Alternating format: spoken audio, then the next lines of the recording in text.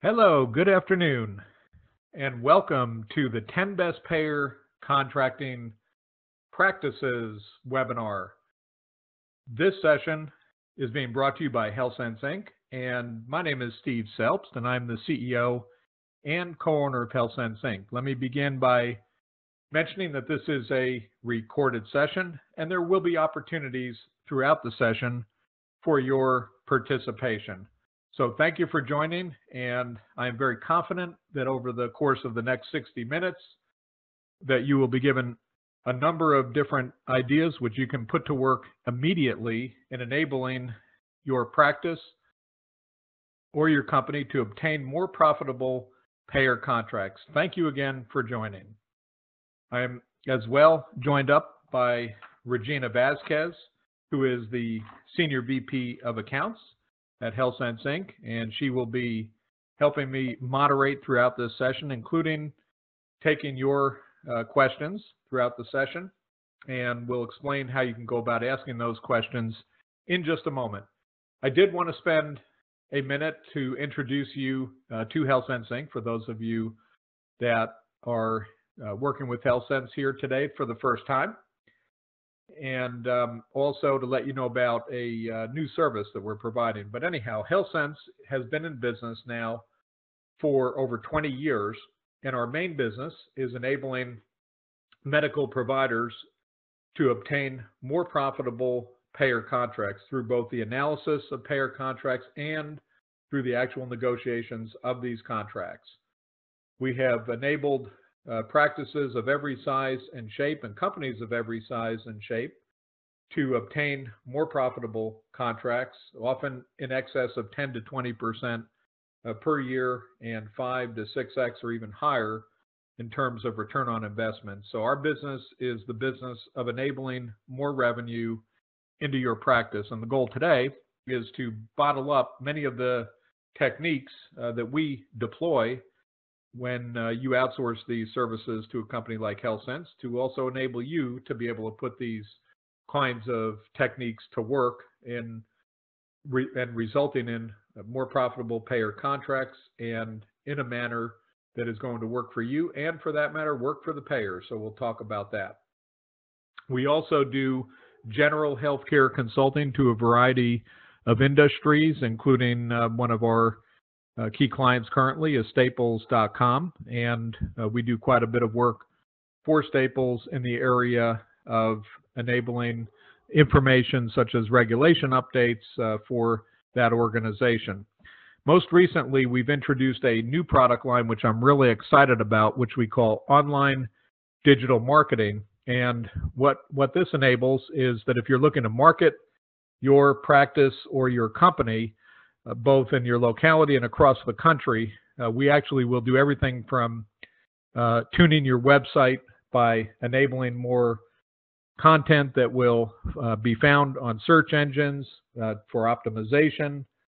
We will also do social media deployment and basically wrap together a complete communication plan, including electronic emails out to customers and customer prospects, that sort of thing. And what's different about what we're doing in this area than a lot of the technical companies that you might come across doing this service is that because we have the expertise in healthcare, in negotiating contracts, we're able to actually do the content generation versus having you do the content generation and then just deploying it for you. So that's really a unique service, and it goes hand in glove with the notion of enabling more profit on contracts. So I'm very excited to tell you about that service, as well as today to introduce you to the techniques of contract negotiation, including utilizing software such as the Healthcents Revolution software product to better assess patterns in your contracts, to detect under reimbursement, and to enable new revenue streams. We also package up a course called the Blueprint for Success that basically is a 6-hour-long version split into 4 different sessions that goes into all of the details and the nuts and bolts of the techniques that we're going to be talking about today. So all this information can be found at healthcents.com. And without further ado, that's who I am. You'll see me with my orange internet tie in most of the venues when you look for us online. What I want to start with regard to today's session is to talk a little bit about the revenue cycle and to really provide a perspective about where payer contracts analytics fits into the revenue cycle. Now, virtually every practice at some level deploys practice management tools, billing software. Obviously, you have to do coding, you have to do collections, you have to keep cash and scheduling, all of those activities flowing through your practice.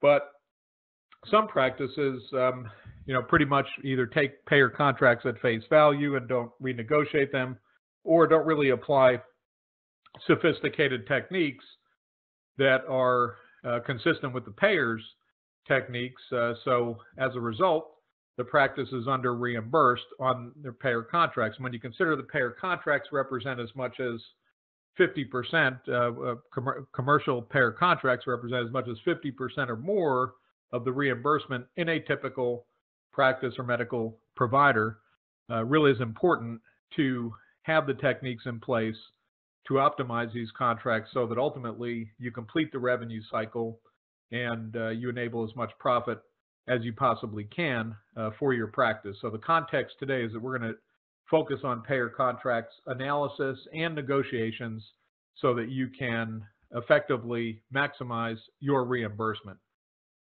This is just another way of looking at the revenue cycle and where payer contracts analysis and negotiations fit. But the questions that one should ask in this area is, are my reimbursements being maximized for selected agreements? Am I better off in-network or out-of-network? Are the terms favorable? Is my charge master set high enough? And the often forgotten step is, am I being paid correctly once the contract is in place relative to contracted rates? So we're going to dive into answering all of those questions in today's session. The goals are going to be to actually evaluate a managed care fee proposal.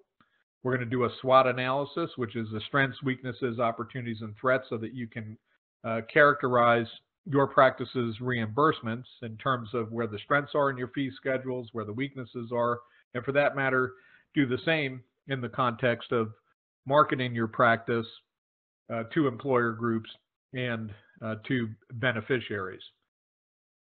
We're also going to go through a simulated managed care reimbursement proposal and look at exactly how you can go about benchmarking and doing in versus out of network assessments, bill charges, modeling to make sure that your charge masters are set at a high enough UCR threshold relative to local Medicare rates. And we're going to talk about how to build an agreement that results in a win-win, and really a win-win-win, which is ultimately a win for your patients or customers. It's a win for you, and it really can be a win for the payer as well. And those are the best kinds of agreements when everybody wins. So that's what we shoot for. And we're going to talk about monitoring and how you go about making sure that you do an audit on a regular basis of your EOBs to make sure that your claims are being paid for correctly relative to the contracted rates that you have with the payer. And we're going to talk about some of the surrounding language, the operational language that is often buried in a payer contract that can affect the reimbursement terms. Things such as lesser bill charge versus the contracted rates, things such as how long you have to file claims or how long the payer has to pay claims and so forth. And then we're going to talk about ACOs and MACRA and the evolution of value-based contracting. So that is becoming an increasingly important part of this equation. And I think it's important in that way that we cover the aspects that are evolving on the reimbursement landscape. The goal here ultimately is to enable more money to flow into your practice from these commercial payer agreements. So I'm going to start off here with a question, and I really want to dissect this for you in terms of getting to the right answer here and why it's really important off the bat for you to understand the answer to this question. So what is the question? Well, let's just say we have two codes. One of them is a 58140. It's paid at 80% of Medicare, and that's for simplicity, including the patient co-payment and any co-insurance. It's paid at $1,000 a service. And then we have the office visit code 99213, paid at a higher percent of Medicare, and that's at $60 a service. And the volume on 58140 is 100, So that's frequency performed over a year for that service. And then for the office visit, the frequency over that same period of time is 1,000. And so the question here is you can get a 20% increase on one or the other of these codes, but not both. So which one should you accept the increase on and why? Okay. So again, two different codes, all you're presented with are the statistics here, and you have to make a decision. Now, to expedite this part of the discussion, I will answer this for you and explain, but I want to do this slowly and probably even use this as a jumping point into the next session. But the answer, by the way, here is going to be 58140. Now, there's a couple of interesting facts that I'd like to point out as to why this is the answer. First off, this is really a question designed to immediately have you hone your focus when you're assessing payer contracts and reimbursement rates into the revenue that flows on the services that you're providing. A lot of practices will jump into assessing reimbursement strictly based on the percent of local Medicare rates. So that might have deceived you here, where you thought maybe code 99213, for example, which is paid at 90% of Medicare, would have been a better one to get the increase on than 58140. But actually, in this context of which one would you want more money on, it's a revenue-based answer. So the percent of Medicare in this case is completely irrelevant. Now, it's relevant in the context of, is the code reimbursed at a reasonable rate compared to what it should be reimbursed at? But that's a different question. Here we're talking about how do you maximize revenue when presented with a choice of two different codes. So in that context, if you take it's really a very simple equation of the volume times the rate reimbursed for the code. So if we look at that, then for 58140, the rate reimbursed is 1,000, and the frequency or volume is 100, so that's 100,000 of revenue, whereas the rate for 99213 is 60 a service, and it's performed 1,000 times. Well, that's 60,000. 60,000, of course, is less than 100,000. Therefore, if I can get a 20% increase on 100,000, I'm obviously better off than if I can get a 20% increase on 60,000 of revenue, and that's why we select 58140. But this is a really important point to take away, because a lot of times, even when this kind of assessment is being done, I find practices may just look at the volume in isolation or perhaps the rates in isolation, and you really shouldn't do that. When you talk about code importance, the importance of a code is defined by its revenue contribution to your overall portfolio of services, and that's what you want to hone in on. So very important to take that point away from here. Now, in the context of 10 best practices, sometimes it's best to break 10 things down into 3, because it's a lot easier for the mind to consume 3 things. So I'm going to help you off the bat by defining the processes in payer contract negotiations and paring it down into 3 specific steps. The first, and perhaps arguably the most important, is actually the preparation that goes into contract negotiations, getting all of your contracts together, assessing the fee schedules, determining what you should be asking for, preparing the proposal letter, and then commencing the negotiation. That's where at least 50% of the effort goes. And then we actually commence the negotiation, and hopefully it results in that handshake to the right and doesn't have too much of that arm wrestling. And then, as I mentioned, one of the most important steps is, once a contract is actually in place, to monitor the claims payments against the contracted rates to ensure payment accuracy. And there are a number of reasons why payments may diverge, actual payments may diverge from your contracted rates. For example, in almost every payer contract nowadays, you will see a clause that says that you get reimbursed the lesser of the contracted rate or the bill charged. So this means that if your charge master is set at a threshold is below your contracted rates, then you will actually get reimbursed at your bill charge and not get your contracted rate. So that's a case where you may look in the mirror and figure out that you're responsible for getting reimbursed less than you negotiated on a payer contract, and you need therefore to get better hygiene in terms of your charge master being set at high enough UCR thresholds. So there are a lot of different reasons why payments may differ from contracted rates, but the point is to get in there and do that monitoring to be sure that, in fact, you are paid accurately. We don't want that the result to be like that to the right.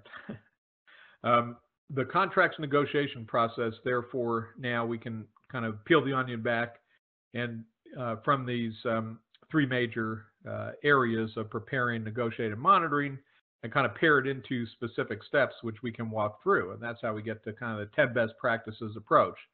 So we're going to talk about data analysis, proposal letter preparation, making that initial contact and how to get the payer on the hook, how that iterative negotiation takes place and how you get to a result. And then if you can't get to a desirable result, let's talk about the timing of escalation and other options that can be considered, such as out-of-network considerations, being a non-par provider, and then also making sure that part of the process is going to be renegotiating contracts and monitoring claims. So we're going to step through all of this in quick fashion over the course of the next 45 minutes or so. Now, I will mention that if you would like to ask a question, I will open the lines up for questions, and you'll be able to do that at different junctures in the course of the next 45 minutes or so. And when I do that, simply press *6 on your phone to ask a question, and then when you're done conversing, press *6 again, and you'll be done. Also, you can write this down. You can send us an email at any time beginning right now to info, at healthcents.com. That's info, at healthcents, like you see spelled here at the bottom of the page, .com. So if you'd like to ask a question and you prefer to just send it to us, Regina here will pick it up instantly at info at healthcents.com. And she will turn around and ask that question for you if that's your preferred method. I really like it when you jump in and ask live questions, so I appreciate it when you do, but also like it when you send emails so that we can make sure to answer your questions that way. So the context of the 10 best practices, now we can take the prepare stage and break it into evaluating top codes and figuring out which ones are driving the revenue. That was the point to the very first question that I asked you about 58140 and 99213 and why we determined that 58140 was the more important code to get the increase on because it was driving more revenue. So we'll go through how to do this across a portfolio of codes. We'll do some benchmarking relative to Medicare rates and to rates that other providers may be getting for and rates that you may be getting across your agreements as well to figure out how to drive revenue. We'll talk about the 20/80 rule, which is really about making sure that you focus on the 20% of your codes that drive the 80% plus of the revenue. One of the cumbersome parts of assessing payer fee schedules is they often have 300 to 500 plus codes, but all but maybe 20 to 25 of those codes may only account for 5 to 20% of your revenue. So what you really want to do is focus on the 20 to 25 codes, whatever that small number is, that drive the preponderance of your revenue, because those are the ones that are going to ultimately swing payer contracts in your favor. And you'll see that there's a lot of arithmetic ways to portray fee schedules where payers may accurately state they're giving you an increase on a fee schedule when it's an average increase across 300 codes, 290 of which you don't really care about because they hardly drive any revenue. So you really need to have a good feel for which codes are driving the revenue and how that fits relative to negotiations that you embark on with payers. We'll go through the SWOT analysis that I spoke about, both in terms of fee schedules and positioning your practice. I'll actually give you a template and take you through it for preparing proposal letters.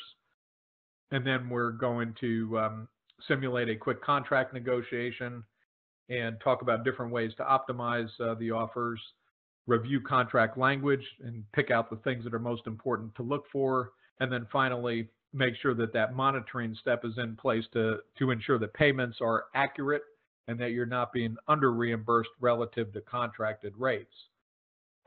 Before I embark on the specific steps, this is a good point to pause for any questions. So Regina, I would ask you please to hit asterisk 43 so that you can open up the lines. Okay, and for those who would like to ask a question, please simply press asterisk 6 right now on your phone and ask your question.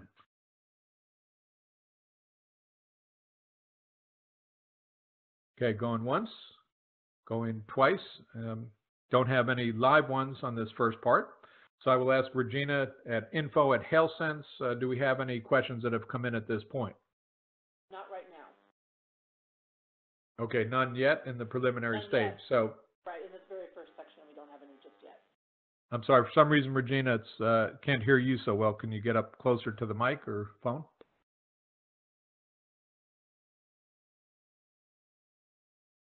Okay.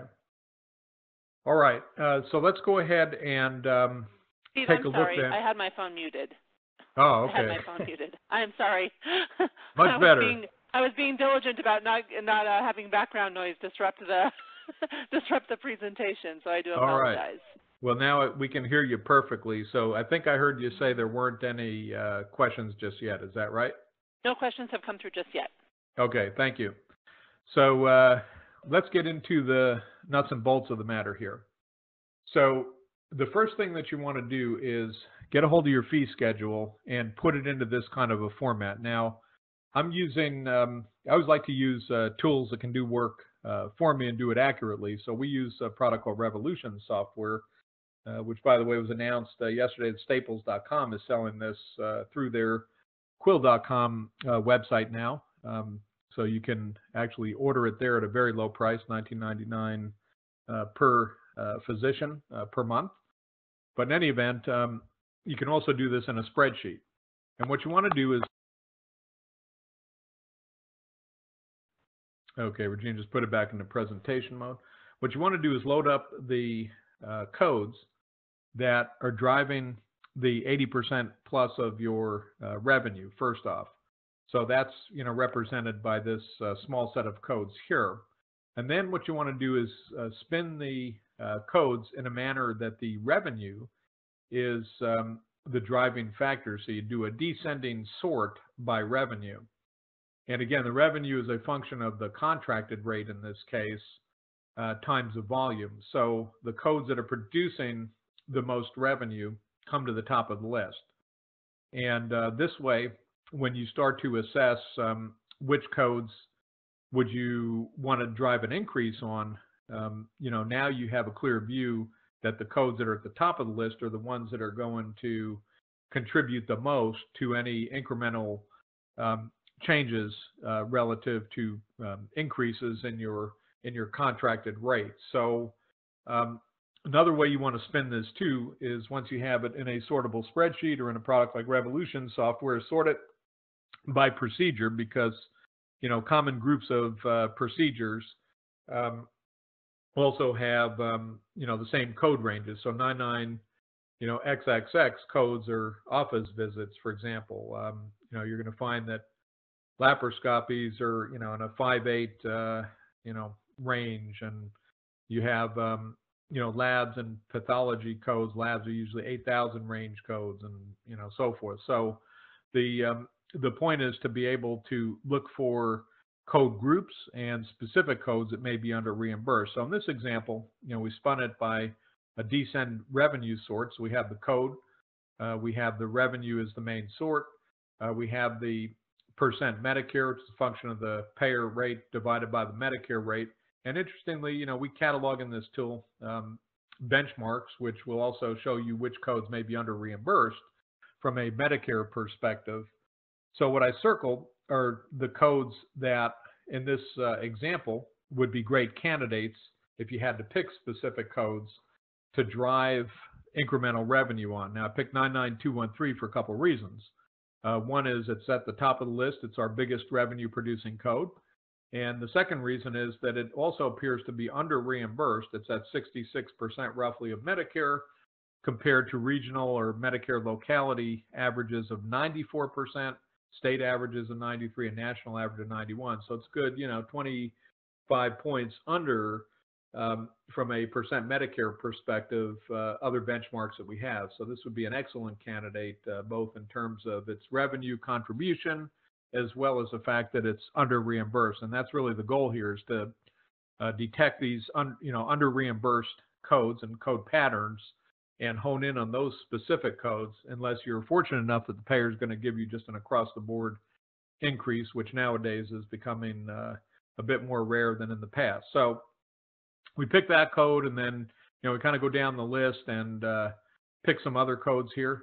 This case of 59400, well, it's at a much higher percent relative to benchmarks, but because it's at the top of our list, we're going to try to drive revenue up on that code and kind of take it down to our top 3 or 4 codes, and then we go further down the list and we start looking for the combination of codes that still drive a fair amount of revenue, but at the same time are reimbursed at a percent Medicare that's below benchmark. So we isolated some more codes for illustrative purposes.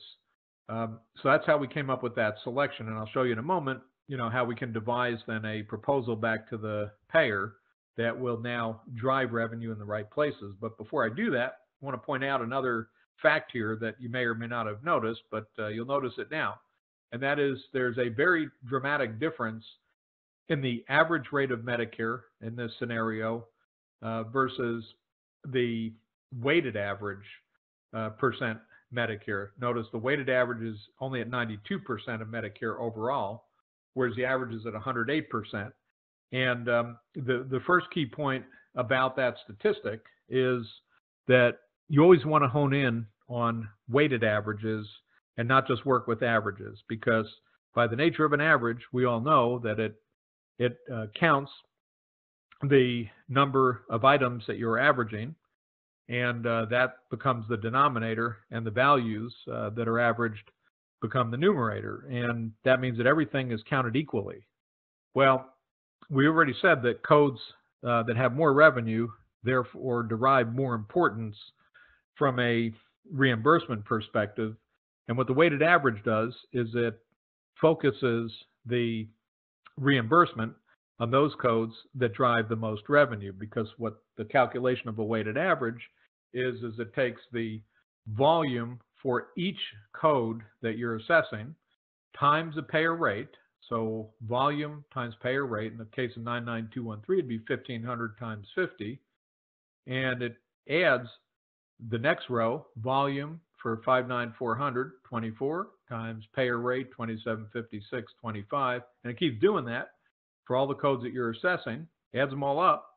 So it's the sum of the volume times the payer rates for each code, makes that the numerator. And then it takes the volume times the Medicare payment for each code, once again, makes that the denominator. And it does that division. And voila, what it comes out is that when you weight the reimbursement based on the revenue importance of the code, you see you're actually getting reimbursed substantially less than an average. And where this becomes very critical to you in a payer contract negotiation is, more often than not, payers, through their actuarial assessment, they have some very smart people that set their fee schedules. They will work with averages and show you how you may be getting an increase across an entire fee schedule, which, it's not that it's not true, but, the beauty is in the eye of the beholder when it comes to payer fee schedules. And if you're the payer, the goal is to pay you less. And if you're a provider, the goal is to get more money.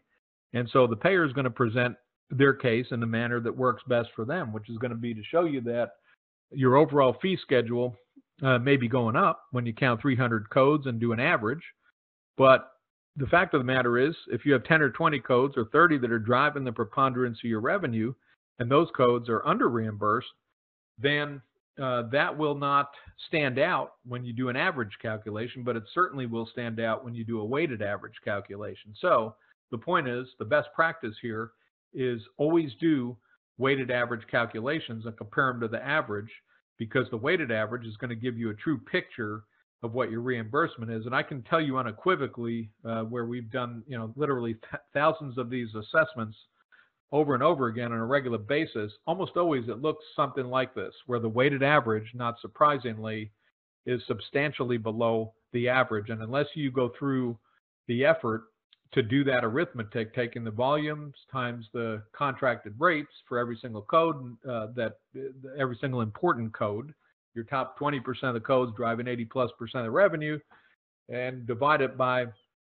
the sum of the Medicare rates times the volume, unless you do that to get your weighted average, then you really don't know what your effective reimbursement is, and you'll end up even thinking that you're getting an increase and agreeing to a fee schedule, only to find out that you're getting a decrease because the codes that drove the most revenue didn't get moved up enough. So this is a very, very critical stage in the assessment and should always be done upfront before you even think about commencing a payer contract negotiation. Now, by way of example, I took those codes that we talked about before that were circled, and I devised a new fee schedule, the one that we're going to offer back to the payer, which is that we want our E&M codes to go up 40%, because we saw that our top revenue producing code was 99213, and it was very under reimbursed. So the others will come along for the ride as well. Then we took some of these specific codes that were also under reimbursed or were top revenue producers, raised them by 25%. And then the rest of the codes that were in the list, still in our top 20%, if you will, we took up by 10%.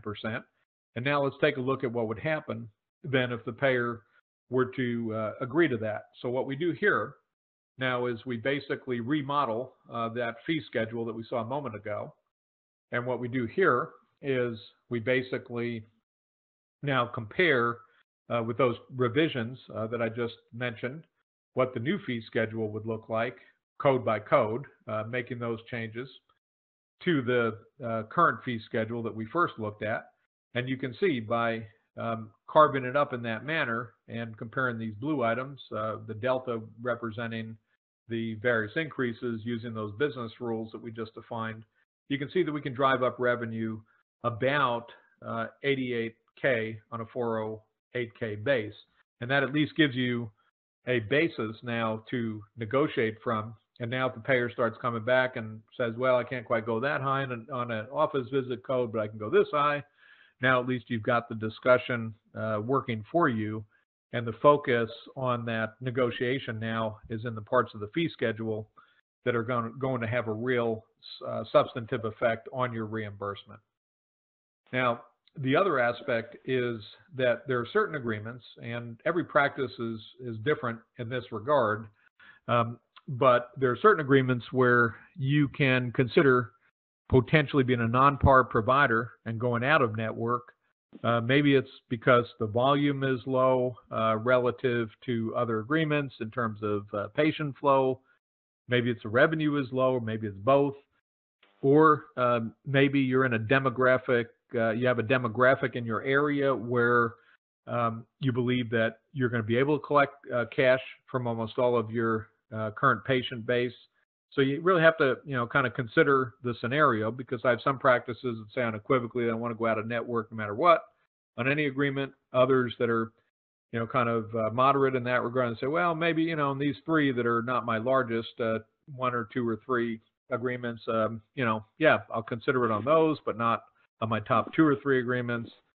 And then you have other practices, that I've actually seen go in the extreme, where they, go 100% out of network. So, you have all different cases here. But the point is, when you consider an out of network decision, I'd like to see you do it in a manner that's not just pure and unequivocal emotion or rage against the payer, where you can shoot yourself in the foot, but rather, apply some analytics to it so that you know what the financial impact of your decision is. And that's what the goal is of this kind of an assessment. So what we do here is we essentially look at a few variables.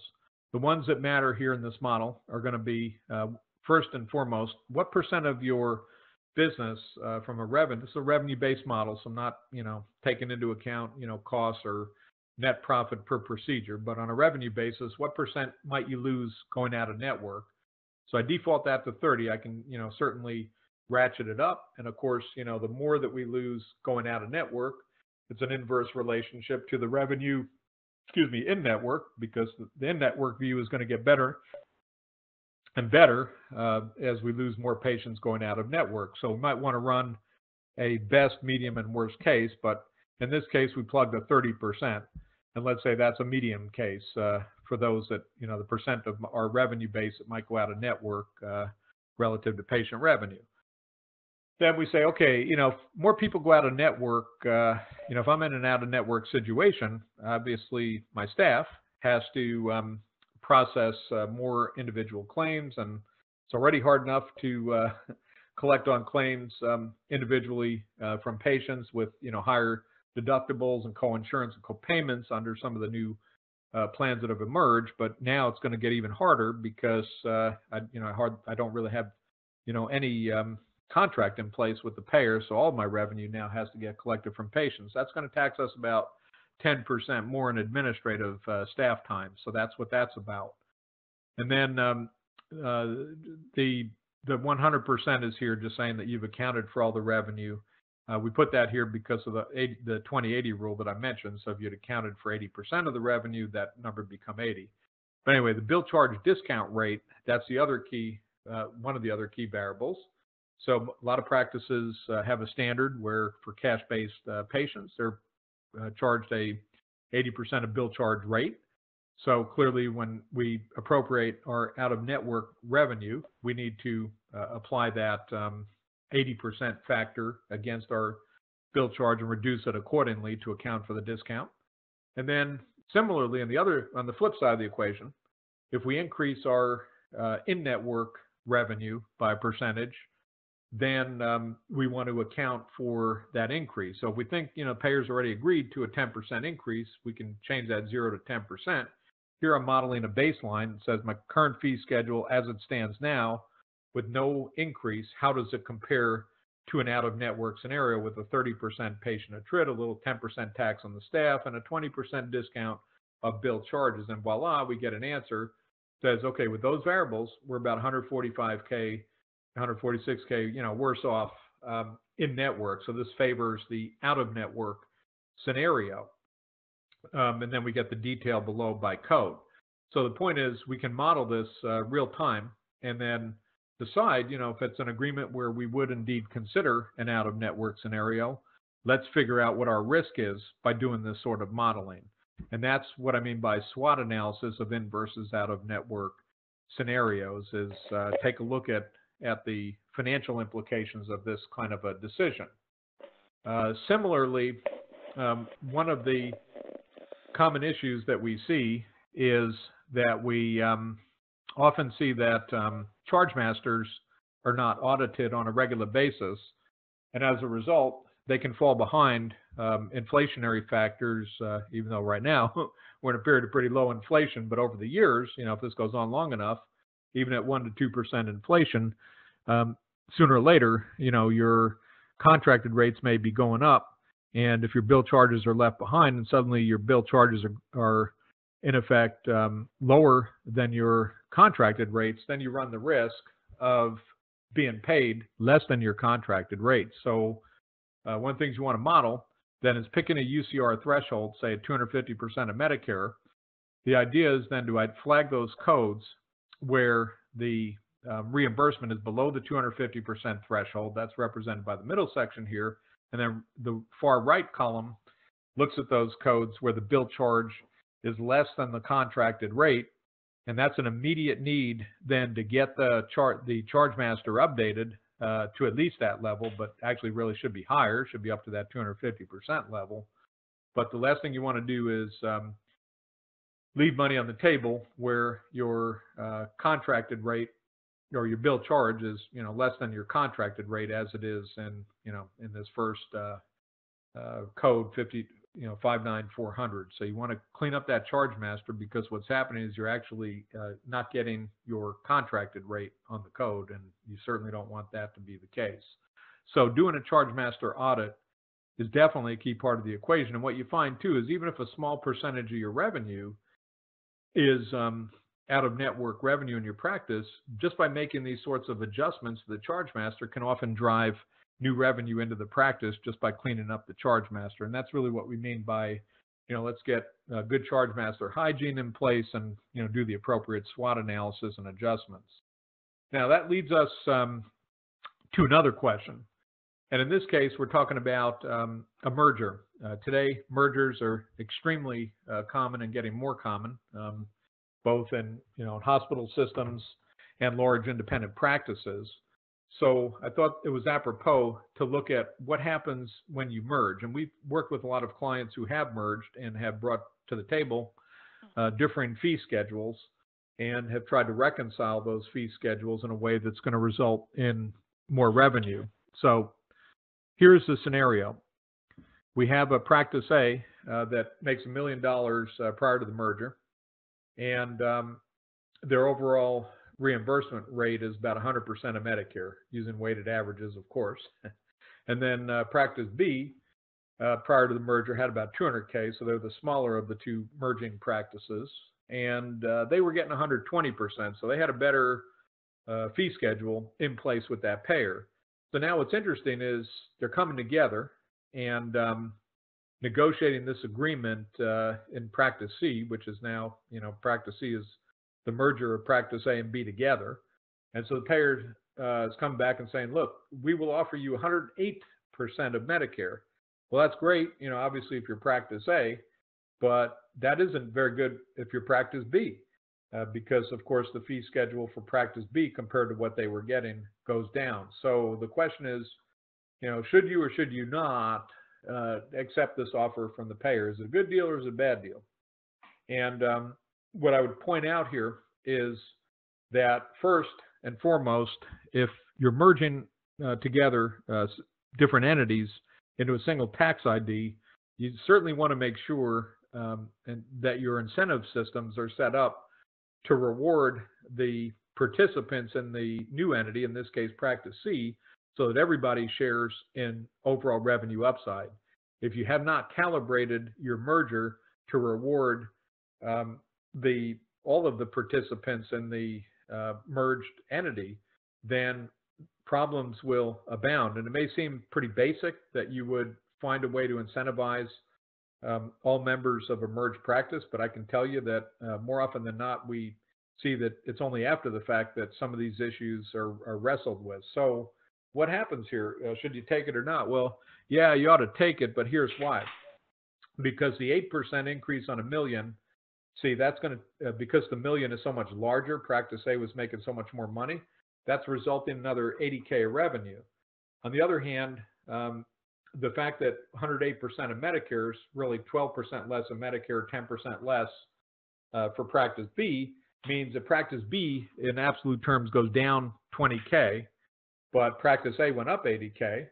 So yeah, you're better off by 60K in this example. Now, the thing is, there needs to be a way to allocate that money so that practice B benefits as well, because you're not going to have a very strong teamwork scenario going on if only practice A members are able to share in that increase. So one of the things I recommend is you take that $1 million, you add the 200K to it, you now consider the pool to be $1.2 million, and now just take the appropriation of revenue such that 200 divided by $1.2 million is X percent, and now divvy up that portion of the increased revenue, the 60K, to practice B and the larger portion to practice A, so that everybody shares proportionally in the increase. That's one example of how you reconcile this, but I've seen a lot of unfortunate situations where practices merge and they think, gee, happy days are here again because we had a smaller practice, getting 120% of Medicare and a larger one getting 100. We're going to go into the payer all guns blazing and make sure that everybody gets paid above that 120%. That's just not real world, folks. The payers, are just not going to give you the best rate of every single practice that merges, no matter what size they are. Now, realistically, what you can target is in a larger practice that has an influential role in servicing patients with a strong value proposition. You very likely will be able to drive revenue up overall on a weighted average basis across the merged entity, as we saw in this example. But there is going to be portions of the merged entity that go down and other portions that go up. And I would say it's kind of like for those of you that have 401ks or stock portfolios, things like that. You probably don't win on every single stock. If you do, I'd like to talk to you offline about it. But hopefully overall over a long period of time, you get some incremental improvement, and that's the idea here too. And it's you want to make sure that your weighted average reimbursement for the merged entity goes up over a period of time. Regina, I'll pause real quickly and then kind of blast through some of the rest of the material here. So go ahead and for questions. Actually, asterisk.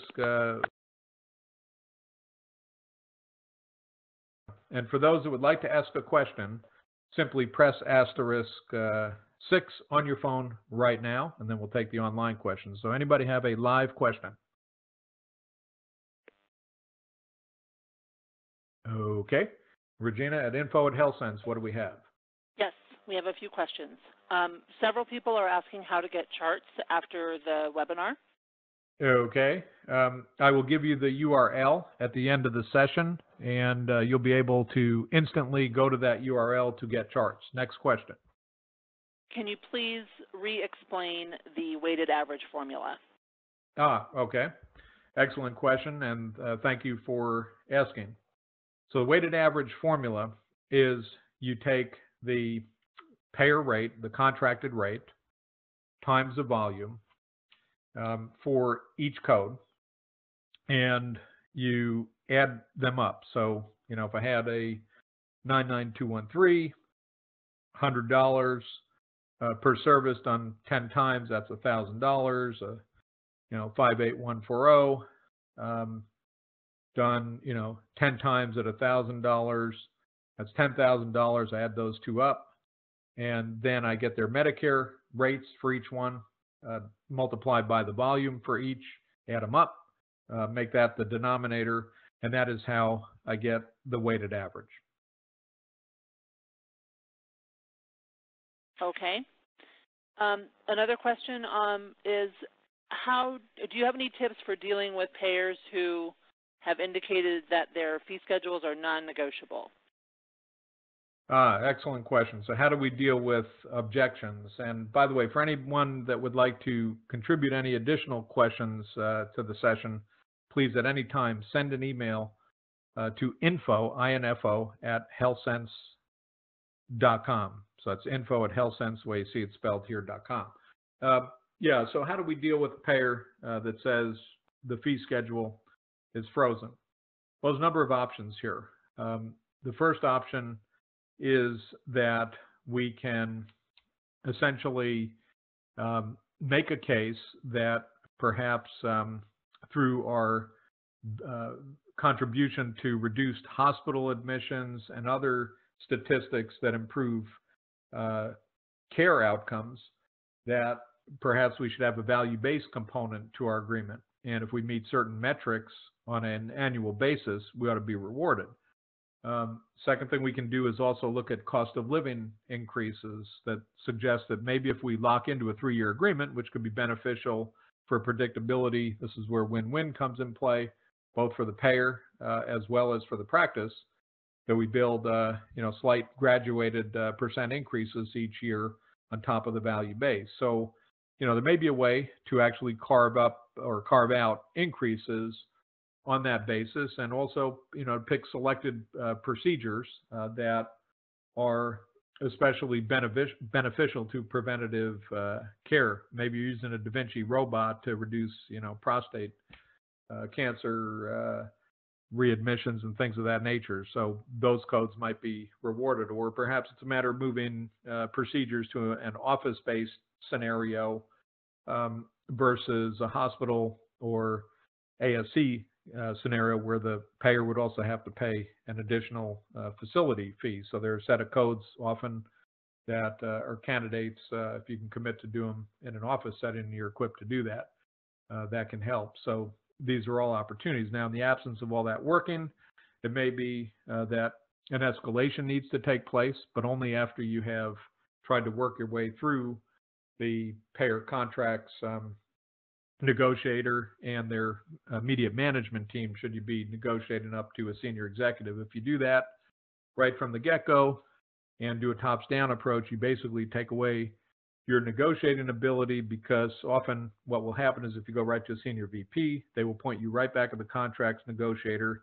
And now when you do get stuck, potentially you won't have a way to go back. And then, of course, if worse comes to worse and you really detect that you're in an under-reimbursed situation, you can consider the out-of-network non-par scenario that we discussed.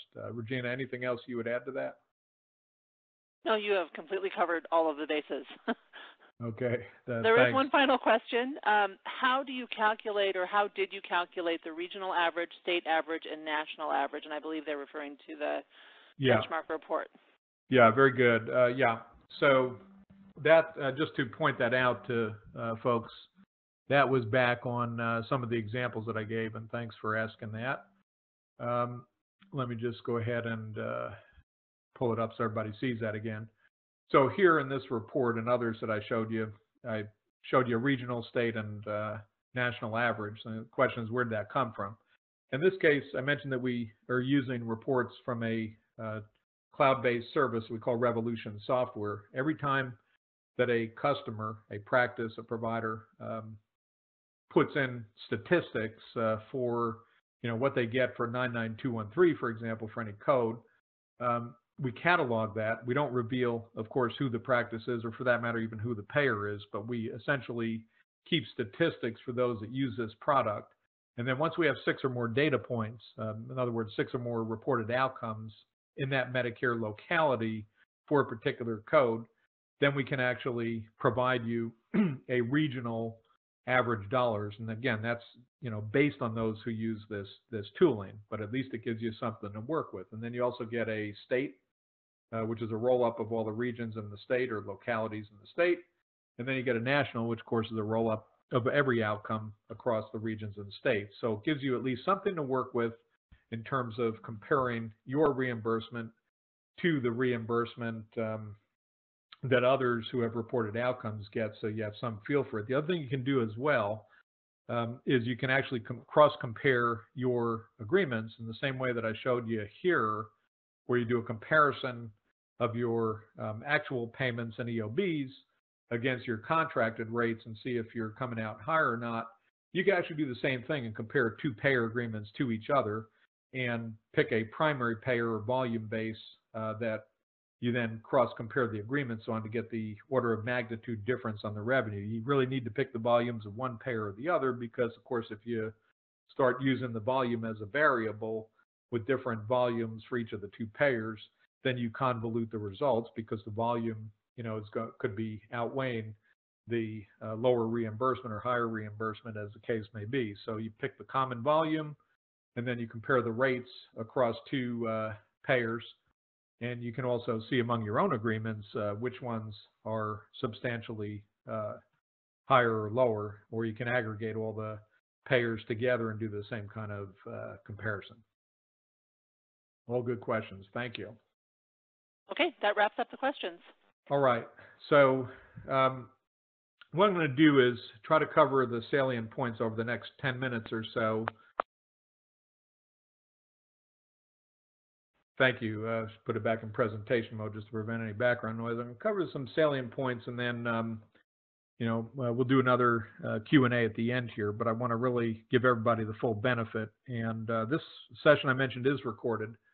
So the other thing you'll be able to do is if you're not able to stick around for the ending part of this, you'll be able to go back at your leisure and view the recording as well as get a copy of the charts, which I mentioned I'll be sure to show you. In fact, for anybody that doesn't stick around, I probably should fast forward just so you have that information right now, since I know a number of people asked that question. So let me do that, then we'll go back through some of these other points. And I'm going to plan to wrap up at about 1:15 Pacific, which will be 4:15 Eastern time. That will give us enough time to really delve into the rest. But for those that are unable to finish up the session, to answer the question of where you get copies, just simply go to www.healthcense.com/copy, and you'll be able to get your copies at the end of this session anytime you want. Just go there and you'll get it.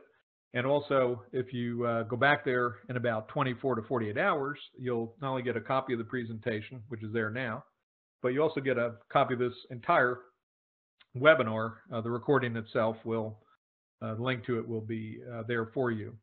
The other thing, for those of you that are looking for CEU certification, I know that was one of the goals that some of you had. Deanna Wolf has been keeping track of, based on your enrollments, which organization you were looking for the certification from.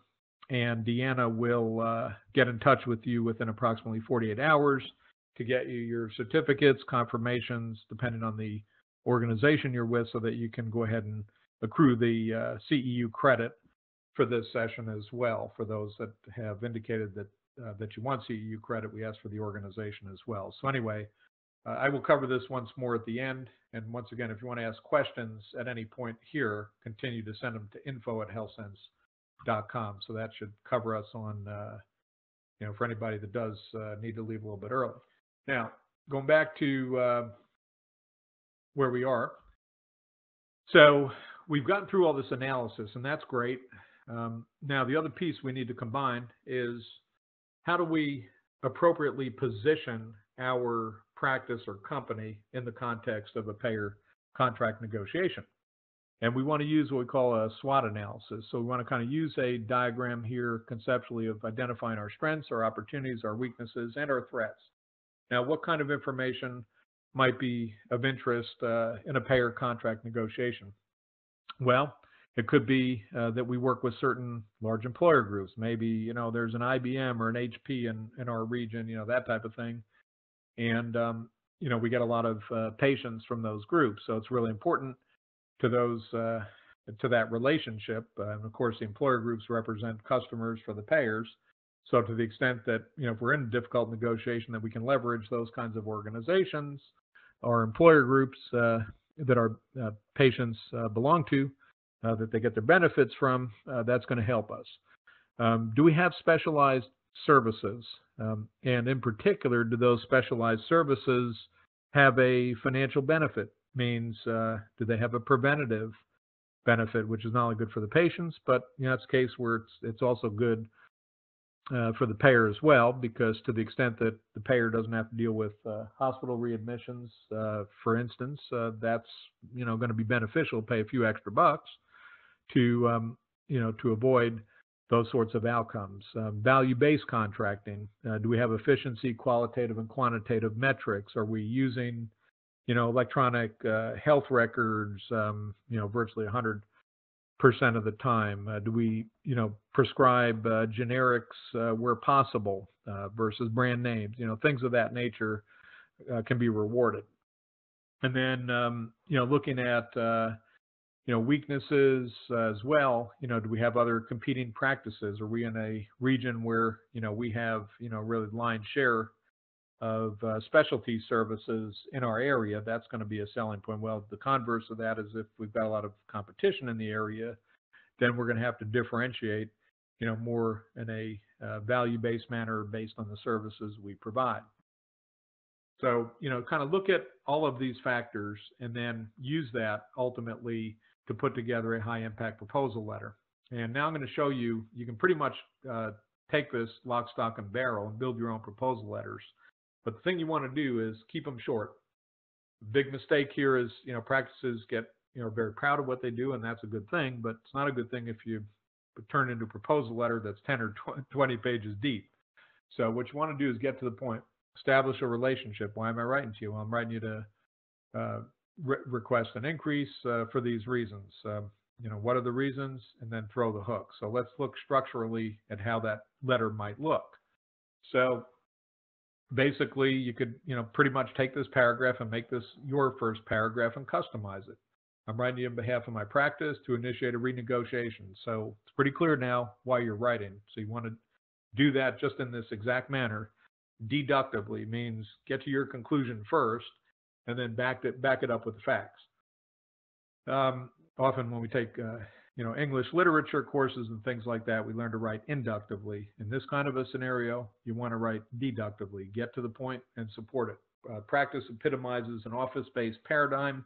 That's good, right? Because office-based means we're keeping services out of facilities. And we're the largest provider of services in the area. We've been in business for a long time, and we cover lots of lives, and it costs lots of dollars. So these are the kinds of facts you want to lead off with, okay? Then you get to what are some of the supporting facts, like second paragraph and third maybe, special procedures, extensive list of office-based procedures, have certain kinds of specialists here, etc. And we save a certain amount of money as a result of keeping this kind of work inside the office versus a hospital. And then, we get to the closing part that we want to, we stated positively, we want to remain in network, and we put together a reasonable fee schedule for doing that, which is the appendix. And then, very important, you want to put the payer on the hook.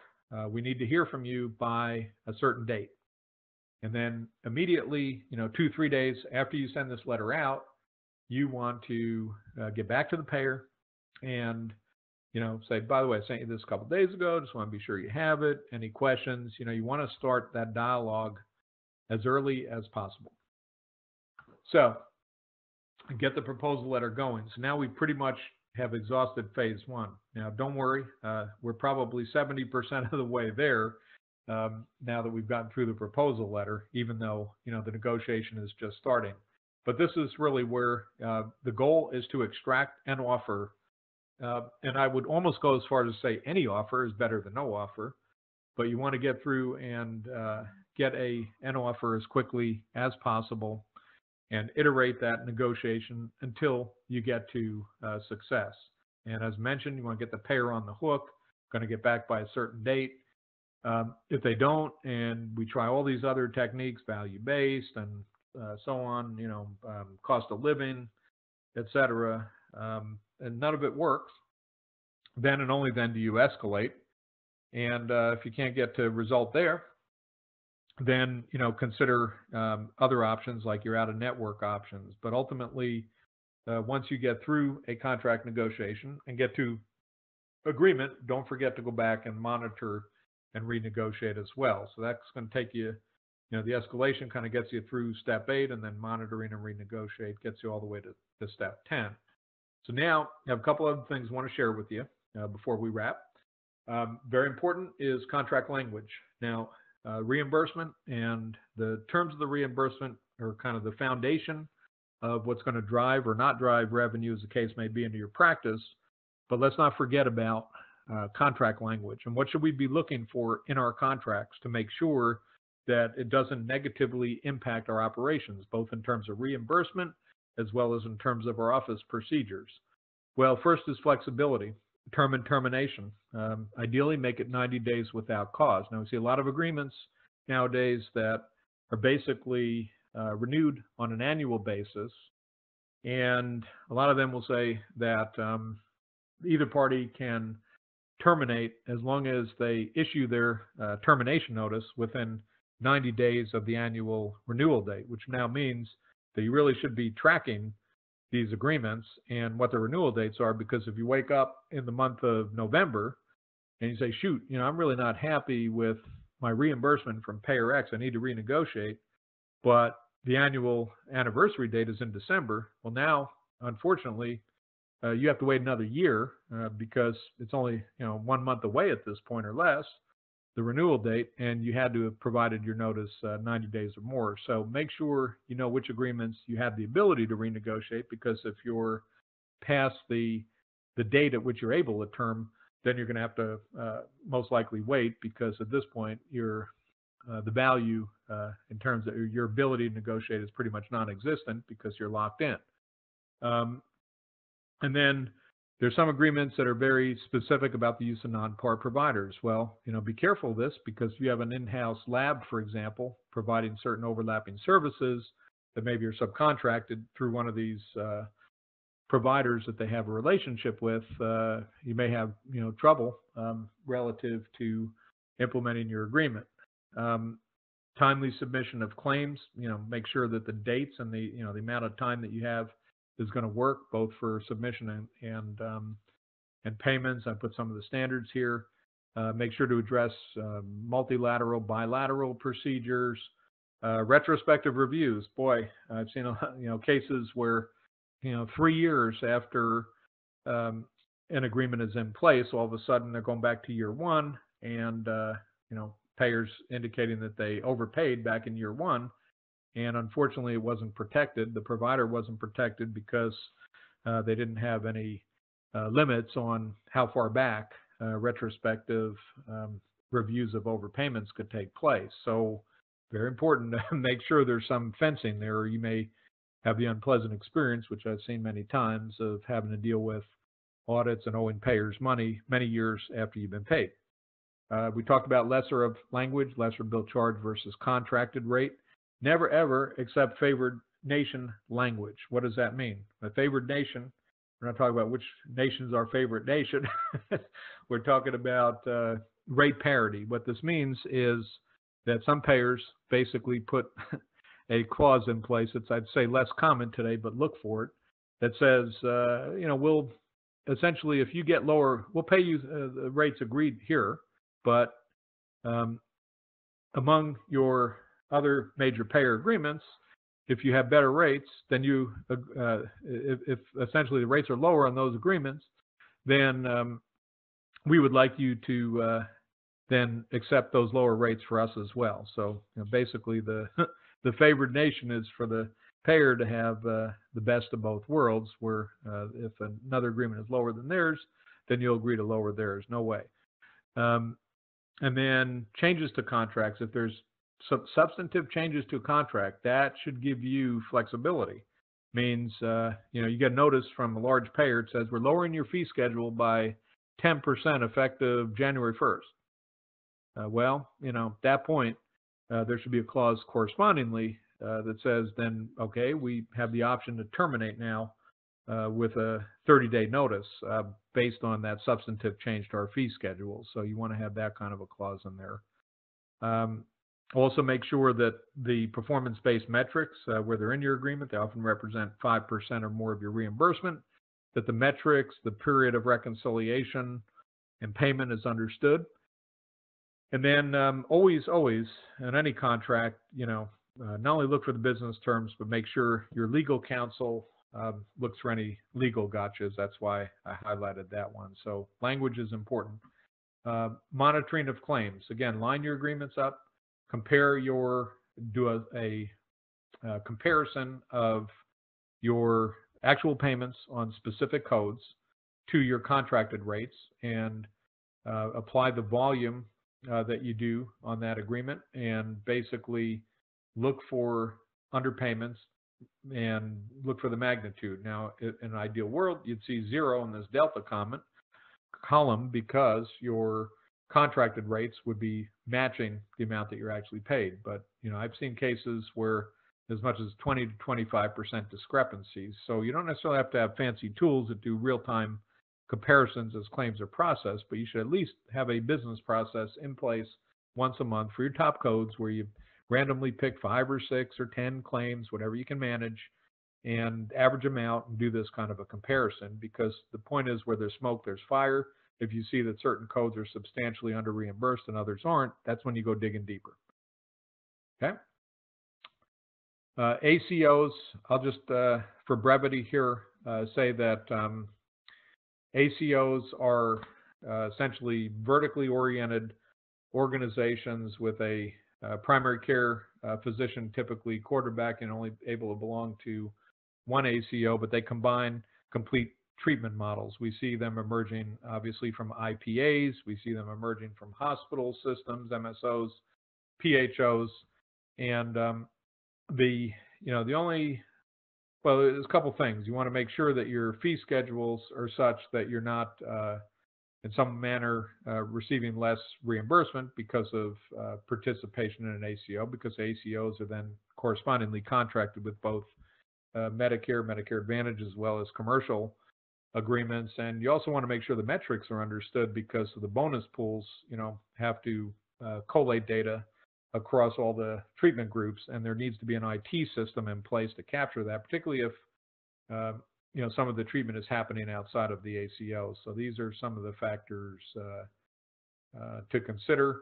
I'll just point out that we have an article at healthcents.com/MGMA PDF that we wrote on this very topic for the MGMA, and recommend you take a look at it. Of course, there's also capitated models versus fee for service. All of that needs to be looked at. Value-based contracting point here is depending on the scenario. I pulled this from a Midwestern agreement recently, but commercial payers now are introducing value-based agreements, and often there's about a 5% upside beyond your fee for service. And some of the things that are looked at are generic drug utilization, best practices, e-prescribe, patient sat, all those kinds of factors can contribute, but make sure the measurement system is understood as well. In terms of key trends that are evolving, certainly the evolution of the ACOs, and one of the things that's happening is that there is a doc fix bill finally coming. Hopefully this will be the first year where we haven't had the with the macro, where you're going to get basically a 0.5% fee schedule adjustment for the n number of years, versus Congress having to vote every December to not give you a 20% decrease. Hopefully that will provide some degree of stability. You are having to have better systems in place to collect directly from individuals, from individual patients, because of the higher deductibles that we see on the exchange plans, for example. Telemedicine is gaining traction, and for that matter, being instituted as part of reimbursement. We talked about M&A acceleration and technology dependency. Be careful of these non-par referrals, or get exclusions built into your contracts if you need them, if you're doing ancillary services yourself. And often you will be rewarded for generics versus brand names, so make sure those goals are clearly spelled out as well. And if the payer's data is going to be the baseline, that may be okay, but definitely have a reconciliation period where you can go back and look at that. We are seeing the trend of shift going to more incentives versus and value-based versus straight fee for service. There is a definite trend, particularly for nationwide companies that are selling various services, to do credentialing in the state that they're in, and often have an in-state presence. So, if you're a DME provider and you plan to sell your products, in Arkansas, it may be that a particular large payer in the state of Arkansas is going to require that you actually have a location in Arkansas to get your credentialing completed, for example. Interestingly, while there's been some experimentation with bundled payments for joint replacement, IVF in the case of obstetrics and so forth, it's still, not, it's hard to nail this one down, probably because there's, this whole episode of care is very hard to get a consistent metric on and manage the risk on, both for the payer and for the provider. So still not seeing a lot of this. More what we're seeing is now more of a value-based component to agreements and bonus pool upside versus straight bundled payments. And then number of cores that Medicare will pay for example, for biopsies used to be 12, and often now it's less.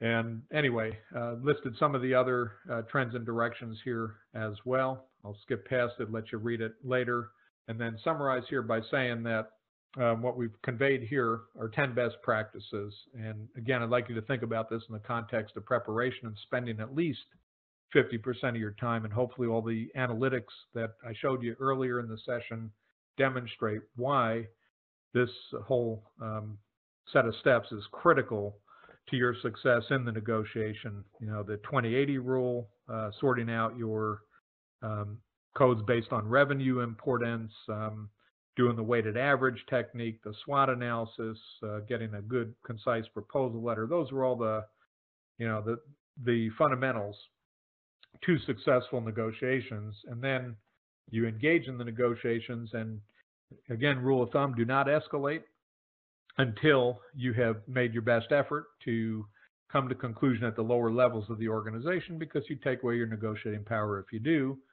We talked about contract language, what to look for, and again, monitoring those payments to ensure accuracy. Now, a couple of final notes. Susan Charkin, my partner and co-owner of Healthcense Inc., is conducting half-hour assessments, no cost, no obligation, to clients that attend, or customers that attend these sessions, and she wants to help you to assess your upside on contracts. So her information is here. You can certainly reach out to her if you'd like.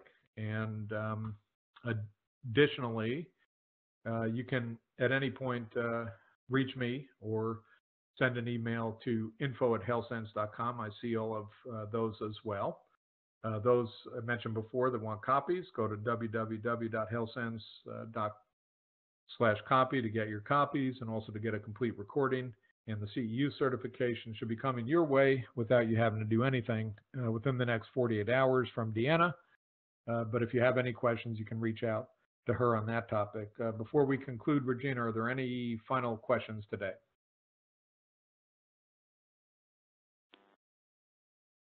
I do not have any more questions at info. Okay, then with that, why don't you open up the lines one more time, give folks a last opportunity for those that stuck around, do an asterisk 43.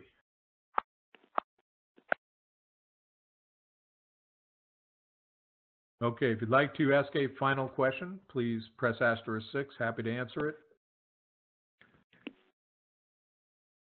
And with that then, we will conclude this session, and I want to thank all of you for your participation today, and very happy to have you obtain copies at the location here as well. So thank you for your attendance, and good luck negotiating your contracts. Have a great afternoon. Goodbye now.